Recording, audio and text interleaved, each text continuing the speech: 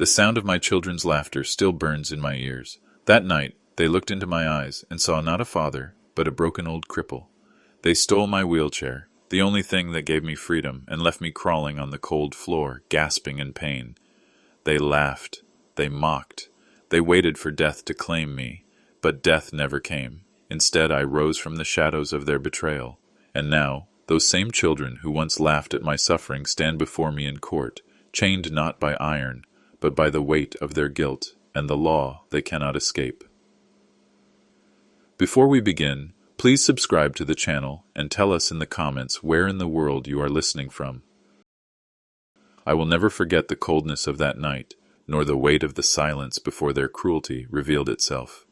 My body was tired, my legs long since useless, but I had learned to live with my wheelchair. It was not just a chair, it was my lifeline, my only means of moving freely, of holding on to some shred of dignity. And yet, in their eyes, it was a symbol of weakness, of burden, of a father they no longer respected. When I reached for my medicine that evening, struggling as always to steady myself, I did not expect betrayal. I did not expect the sudden emptiness beneath me as the chair was pulled away. I hit the floor hard, the air ripped from my chest, the pain surging through my bones like fire. My hands clawed against the tiles, trembling, desperate to find some strength. And then came the sound that tore deeper than any injury. Laughter. It was not the laughter of joy, nor the laughter of children remembering good times. No, it was cruel, sharp, and mocking. My son's voice was filled with scorn as he said, "Look at him now, crawling like an animal." My daughter clapped her hands like she was watching a twisted performance. My daughter-in-law stood above me, phone raised high, recording my humiliation as though it were entertainment. My heart cracked with every sound. I searched their faces for even a flicker of guilt, a shadow of remorse, but I found only greed. Their eyes were not looking at me as their father. They were looking at me as an obstacle, a dying old man standing between them and the life of wealth they thought they deserved. In that moment I realized the truth. To them, I was no longer a man. I was just an inheritance waiting to be collected. And as the cold floor pressed against my cheek, I felt betrayal wrap around me tighter than chains. But inside that pain, deep within the ashes of despair, a spark of something else was born, something that would grow, and one day make them regret every laugh, every sneer, every cruel word. I was not always this weak old man they mocked. Once I was strong. Once I was the man who built everything they enjoyed. My hands were rough from years of labor, my back bent not from age, but from carrying the weight of responsibility. I worked in the burning sun, in the freezing rain, in endless nights with no rest, just to see food on their plates and smiles on their faces. My body may have grown frail, but it was this same body that once shielded them from hunger, from poverty, from the cruelties of the world. I remember when they were small, when they clung to my leg as I walked in the door after work. My daughter's laugh then was sweet, innocent, a melody that warmed my heart. My son's voice was curious, always asking questions, always looking up at me as though I was a giant who knew everything. I gave them stories, I gave them toys, I gave them the kind of childhood I never had. I wanted them to grow up in safety, in love, in comfort, and for many years I believed I had succeeded. But comfort can turn to poison, comfort can breed entitlement, and the very blessings I gave them became the weapons they used against me. My son began to see himself as the rightful heir to everything I owned, long before I was gone. He did not ask me, "Father, what will become of the business?" Instead, he demanded, "When will it be mine?" My daughter, once so gentle, grew sharp in her tongue, whispering that I was too slow, too weak, too old. And my daughter-in-law, oh, she was the loudest poison of all. She pushed them, encouraged their cruelty, whispering that I was holding them back, that without me their lives would be free, rich, and powerful. Still I blinded myself. I told my heart that it was just youth, just impatience. I convinced myself that deep inside, they still loved me. I thought of the nights I carried them in my arms when they were sick, the mornings I went without food so they could eat. How could those memories mean nothing? How could blood betray blood so easily? Yet the signs were there. Their laughter grew shorter when I entered the room. Their patience turned to sighs, their voices to whispers that cut like knives. They spoke of me not as a father, but as a weight. I was becoming invisible in the home I had built, brick by brick. And though my body sat in that chair, my soul was already falling into the shadows of their rejection. But I clung to hope, bland as it was. A father's heart does not want to believe. A father's love always thinks tomorrow will be better. I did not know then that my tomorrows with them were already numbered. The day my life changed forever came without warning. One moment I was working in my small workshop, repairing an old piece of furniture, and the next, a sharp pain shot through my spine. My legs gave way beneath me, and I crashed to the ground. Doctors called it an accident. They said my bones, worn and tired from years of labor, had finally given in. To me, it felt like betrayal by my own body.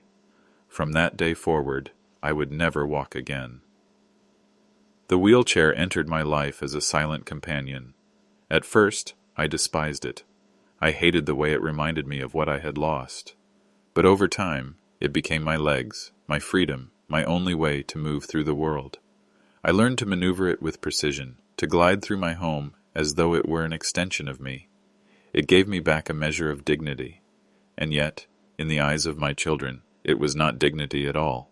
It was weakness. I could see it in their stares. My son no longer looked at me with admiration, but with annoyance. He sighed when he had to move things for me. He frowned when I asked for help.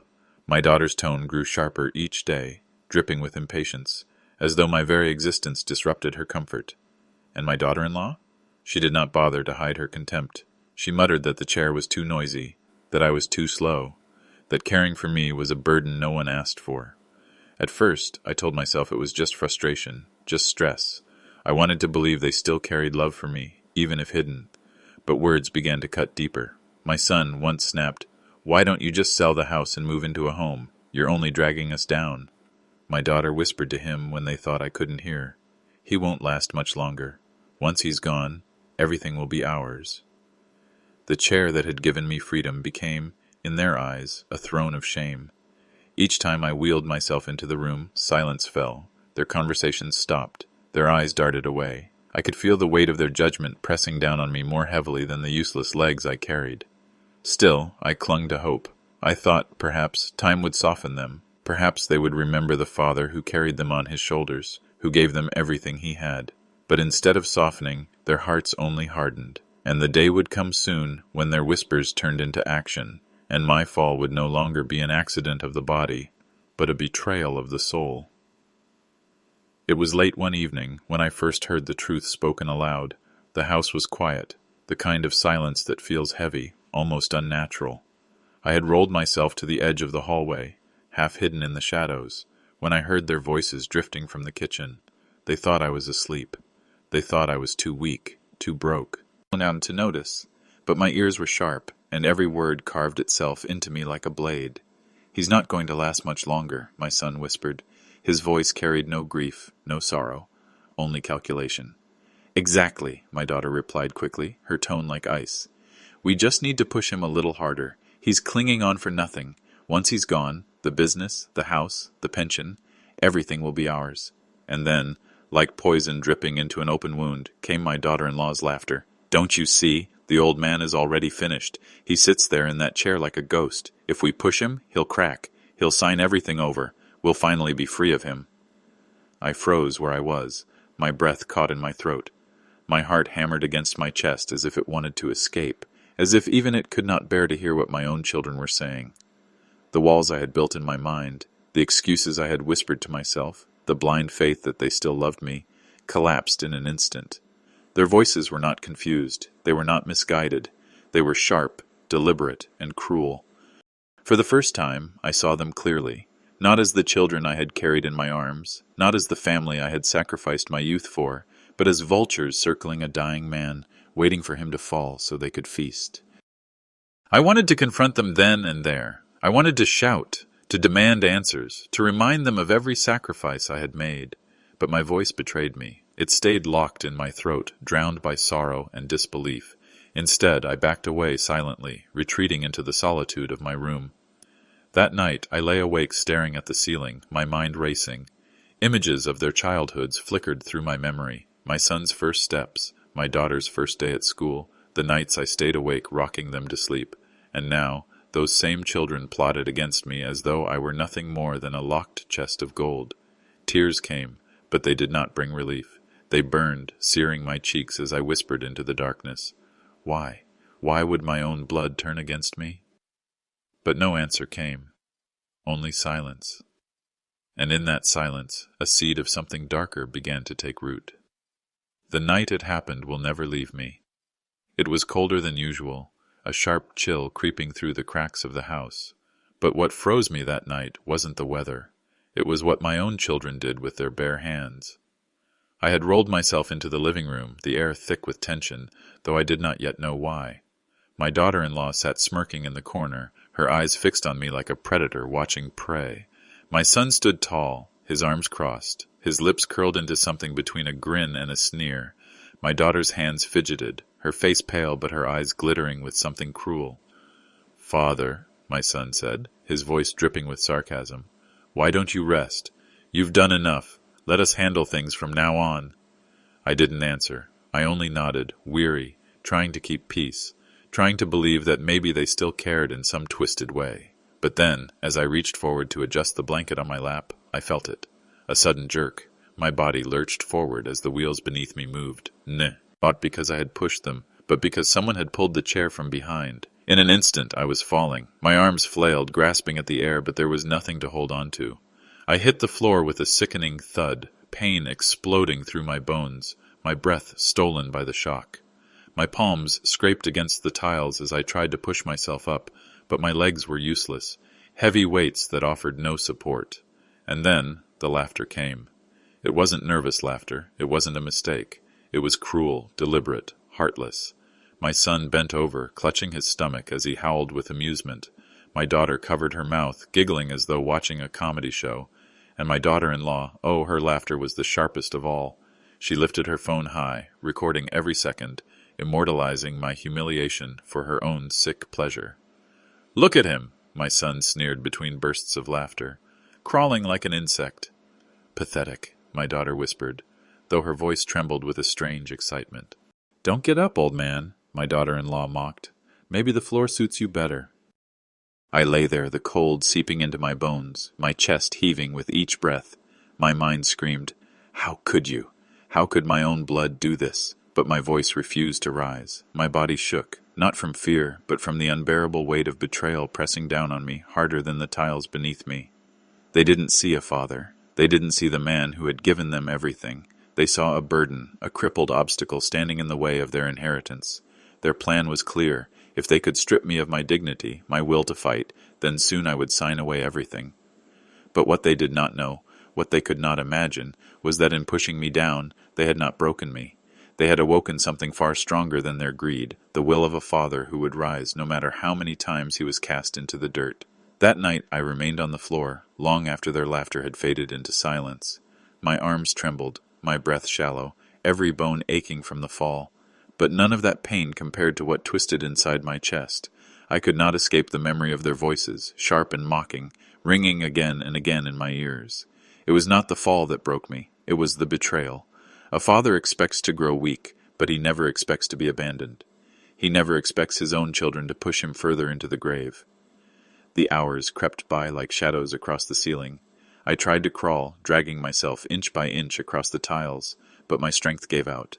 I collapsed once more, my cheek pressed against the cold floor. My heart whispered to me, maybe this is how it ends. Maybe this is where your story stops. But another voice rose, quiet yet fierce, from the depths of my soul. No, you cannot end here. Not like this. Not with their laughter as your final memory. As the night deepened, I thought of everything I had endured before this, the years of hardship. The hunger I endured so they could eat, the countless nights I bled sweat into my work so they could live in comfort. If I had survived all that, could I not survive this too? If I had built a life from nothing, could I not build strength again from the ashes of betrayal? And then, like a faint light in the darkness, I remembered the precautions I had taken years ago. Perhaps some part of me had always known that love can sour, that greed can poison even the closest of bonds. I had hidden documents, secured papers, kept records that no one else knew of. I had trusted a lawyer once, an old friend who owed me his loyalty. These thoughts flickered in my mind like embers, glowing brighter as the night dragged on.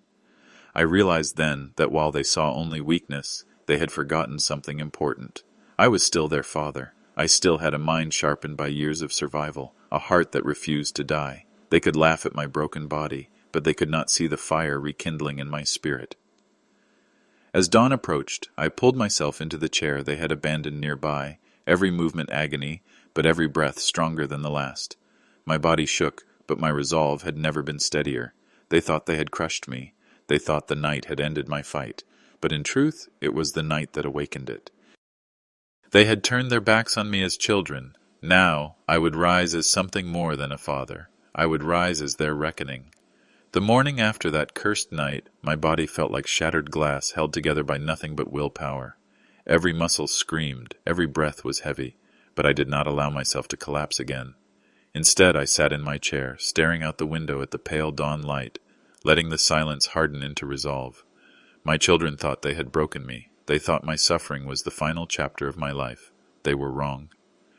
For the first time in years, I felt something stronger than despair. It was anger, yes, but not the wild, reckless anger that burns itself out quickly. This was cold, steady, and sharp as steel.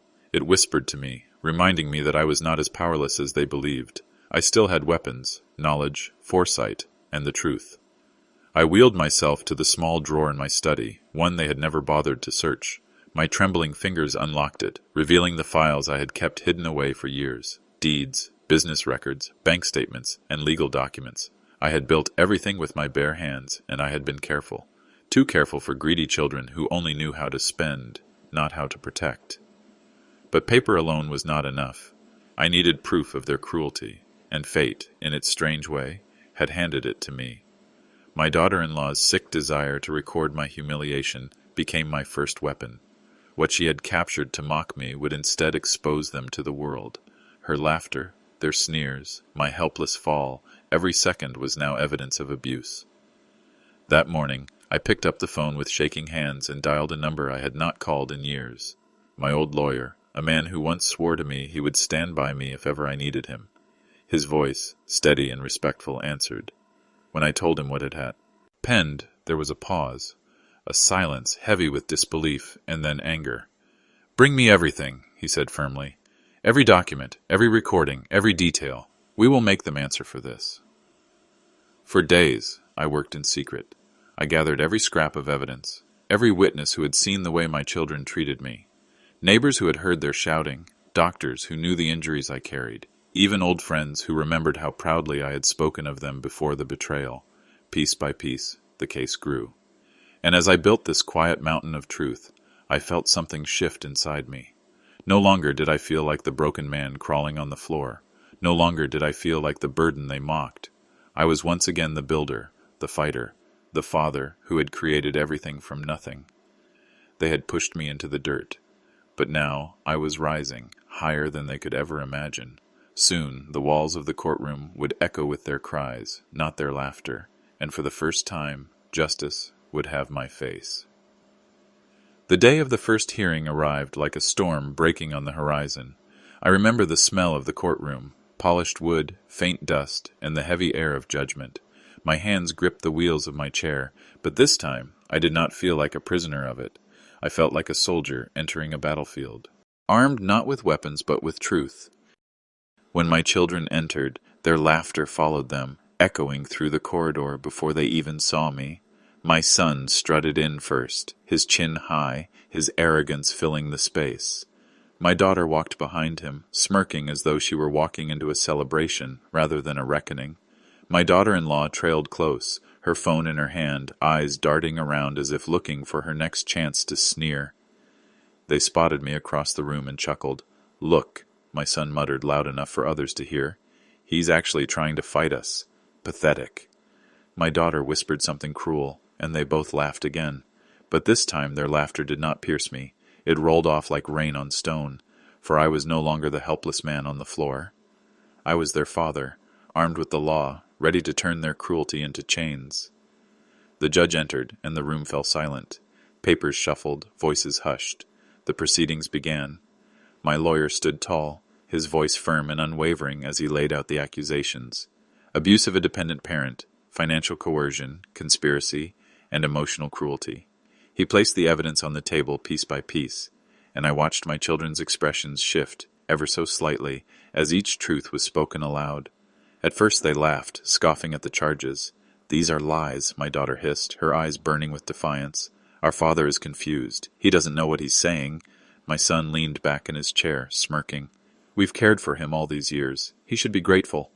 Their arrogance oozed like poison, infecting the room with its stench. But then came the first recording, the sound of their laughter as I lay on the floor, the cruel words spoken over my broken body, the mocking tone of my daughter-in-law as she recorded my humiliation. The courtroom shifted. Gasps rippled through the benches. Even the judge's face, horror, hardened, his eyes narrowing with disgust. Their smiles faltered, their laughter dried in their throats. My son leaned forward, his confidence cracking as he realized the truth was no longer hidden. My daughter glanced around nervously, the smirk gone, her face pale. My daughter-in-law tightened her grip on her phone, her lips trembling as if she could somehow erase the recording with her denial. And I sat there, silent, steady, watching them. Not with joy, not with gloating, but with the calm of a man who had endured the deepest wound and now saw justice rising before him. Their arrogance was crumbling, piece by piece, under the weight of their own sins. The battle had begun, and for the first time it was not me on trial. It was them.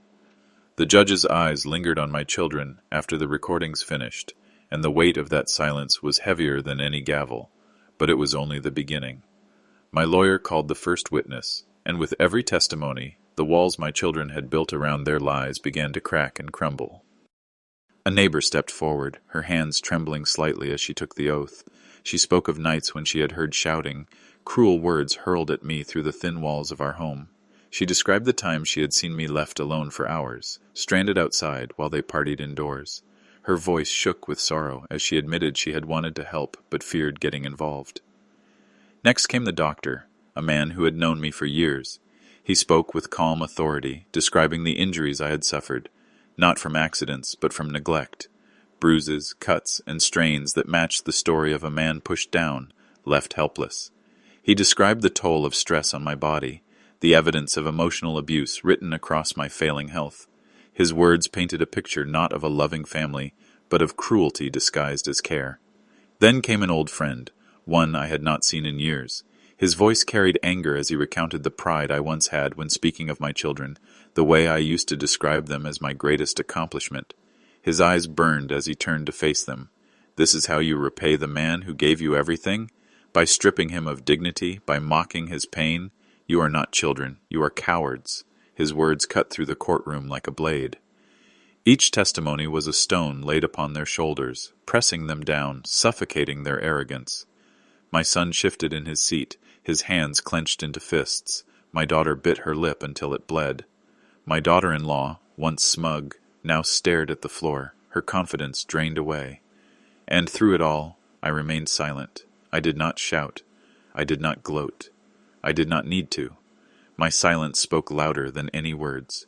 It was the silence of a man who had endured every cruelty they could muster and had risen anyway. It was the silence of dignity, of strength they could never break. For the first time, I saw fear in their eyes, not fear of me, but of the truth that could not be silenced, the truth that now lived in recordings, in testimonies, in the voices of those who had seen and heard what they tried so hard to hide. And as I sat there, watching their faces crumble, I knew their laughter was gone forever. In its place was shame.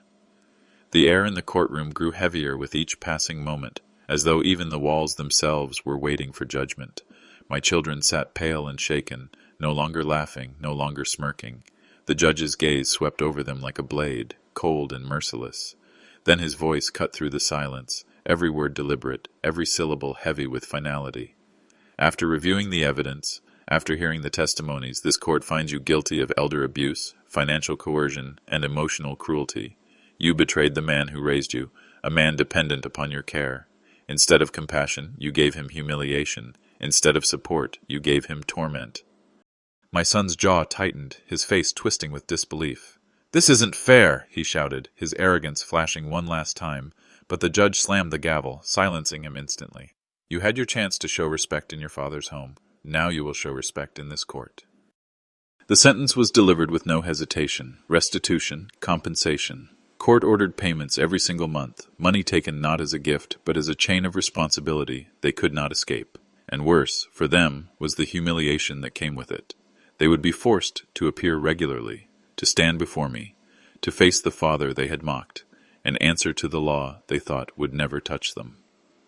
My daughter gasped, as if struck, tears finally spilling from her eyes.